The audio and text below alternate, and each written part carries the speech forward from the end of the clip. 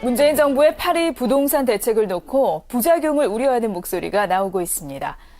특히 일부 보수 진영에서는 빈대 잡다가 초과삼간 태우는 꼴이라는 비판까지 나왔는데요. 서울대교구 빈민사목위원회가 이런 지적들을 정면으로 반박하면서 문재인 정부의 파리 부동산 대책을 지지하는 성명서를 발표했습니다. 이정훈 기자가 보도합니다. 정부가 지난달 2일 발표한 부동산 대책은 크게 세 가지입니다. 먼저 부동산 시장이 과열된 지역을 투기 지역으로 지정해 단계적으로 분양권 전매를 제한하고 주택담보대출과 같은 대출 규제를 강화하는 겁니다. 또 양도소득세를 강화해 부동산 투기를 통해 얻을 수 있는 수익을 감소시키는 내용도 들어 있습니다.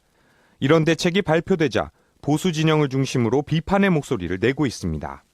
자유한국당 김성태 의원은 빈대 잡으려다 초과삼간 태우는 꼴이라고 혹평했고, 같은 당의 나경원 의원도 자신의 SNS를 통해 참여정부 시절에 내놓은 대책과 다를 바 없다며 실효성에 의문을 제기했습니다.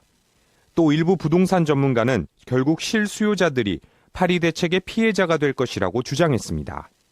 정부가 규제를 강화하면 결국 공급 부족으로 집값은 다시 오를 수밖에 없다는 겁니다. 천주교 서울대교구 빈민사목위원회는 이런 주장들을 조목조목 반박하는 성명을 통해 더 강력한 투기 방지책과 주거권 보장 정책을 촉구했습니다. 빈민사목위는 성명에서 국내 언론과 부동산 전문가들이 말하는 소위 실수요자는 집이 없는 서민이 아니라 투기 세력들이라고 단언했습니다.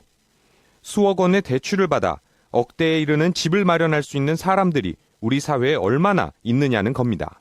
분양가 상한제가 부활하면 주변 시세와의 차이를 만들어 부자들에게 시세 차익을 줄 수 있다는 논리로 분양가 상한제에 반대하는 일부 부동산 전문가들의 주장도 정부 정책을 깎아내리려는 궤변일 뿐이라고 꼬집었습니다.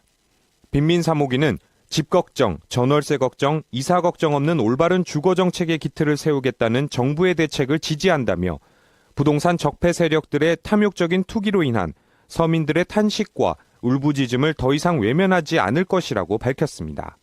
빈민사목위는 특히 부동산 투기는 삶의 자리여야 할 집을 편리한 재산 증식의 수단으로 만들어 결국 가난한 이들 모두를 고통스럽게 만드는 일이라면서 더 강력한 투기 방지책과 주거권 보장 정책을 촉구했습니다.